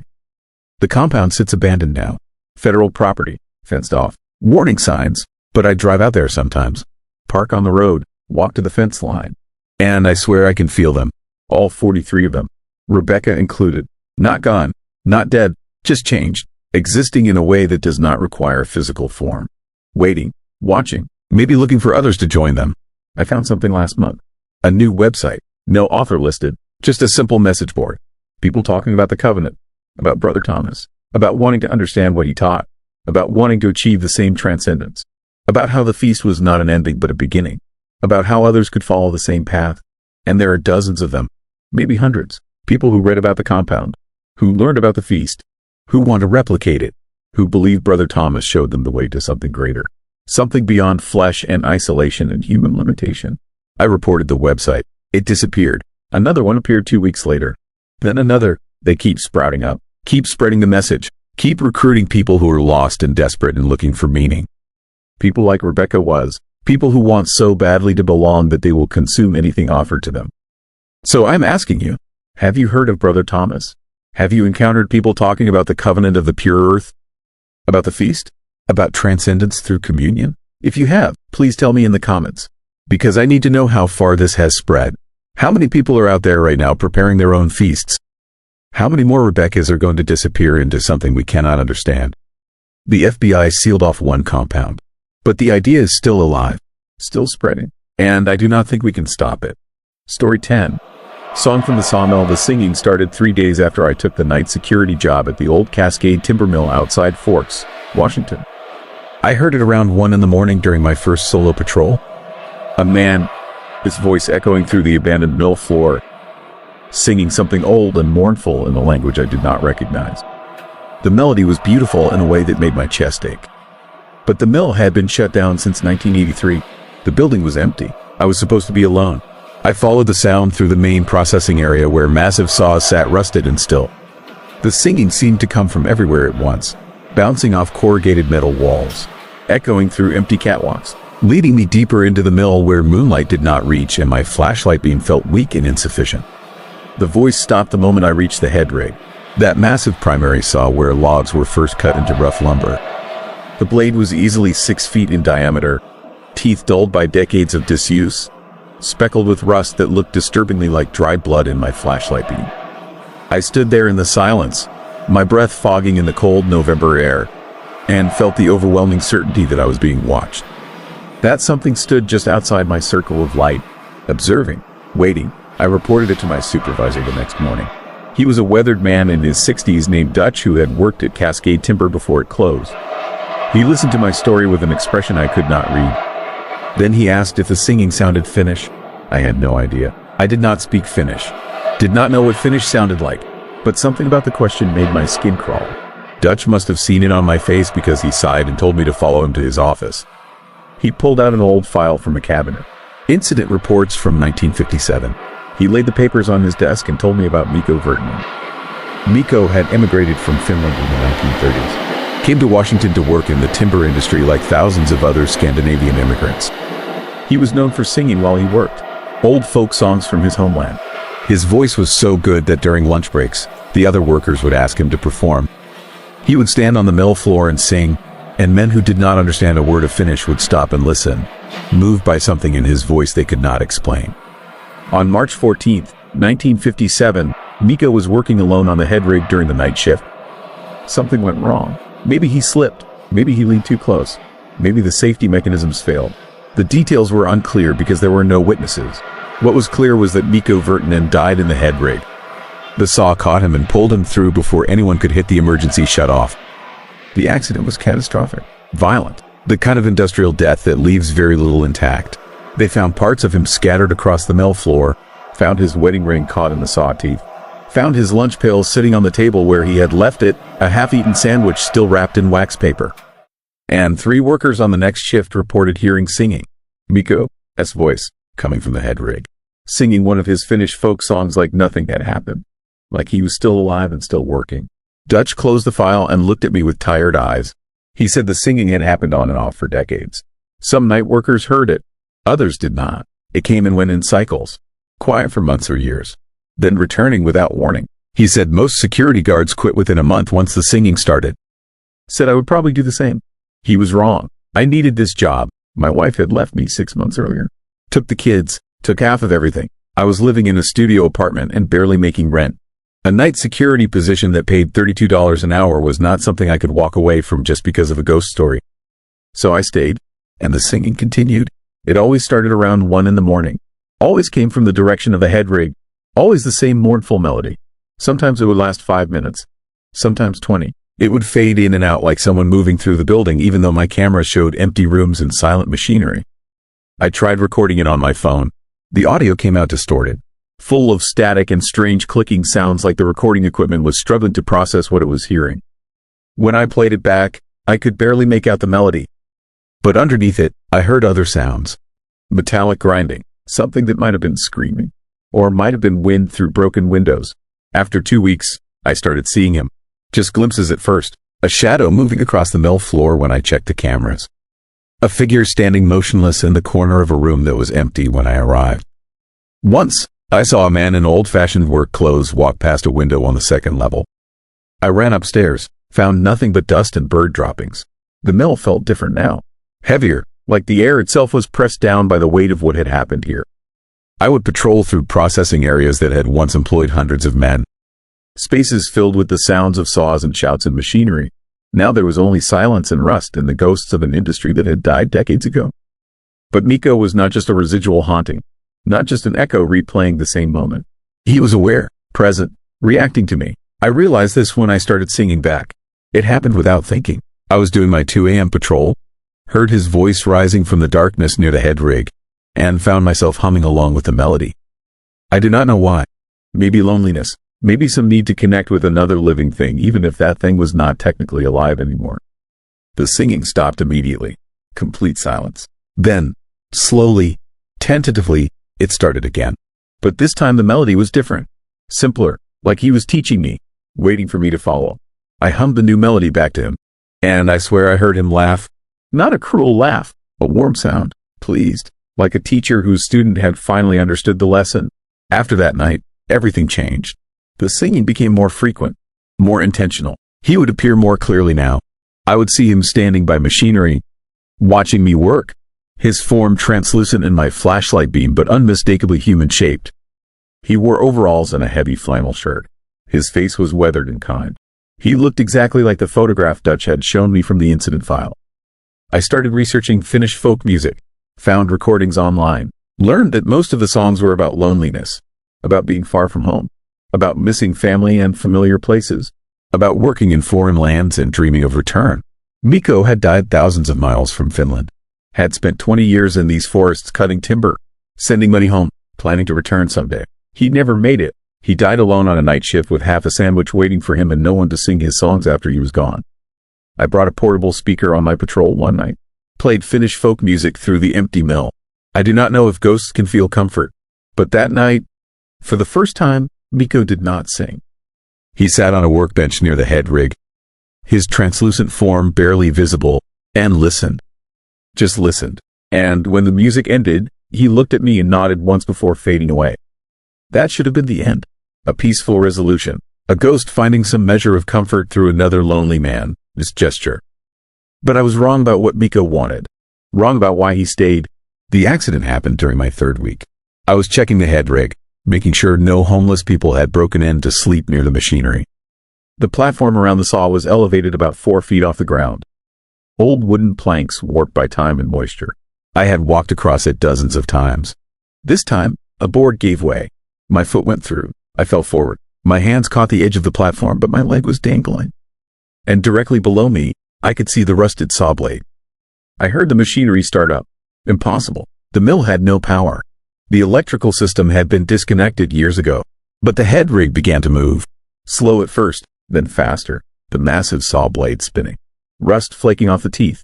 That grinding metallic sound filling the air. I pulled myself up, got my leg out of the hole, rolled away from the platform just as the blade reached full speed. My heart was hammering. My hands were shaking, and standing 20 feet away, perfectly clear now, perfectly solid looking, was Miko Virtanen. He was not smiling anymore. His face was wrong, skin gray, eyes hollow, his mouth opened too wide, and the singing that came out was distorted. Wrong. The beautiful melody twisted into something discordant and hateful. I understood then. He had not been trying to connect with me. He had been luring me, making me comfortable, making me trust him, getting me to come close to the head rig night after night until I made a mistake. Until I fell. Until the same thing that killed him could kill me too. He did not want company. He wanted someone to share his fate. He had been alone in his death for 66 years. He did not want peace.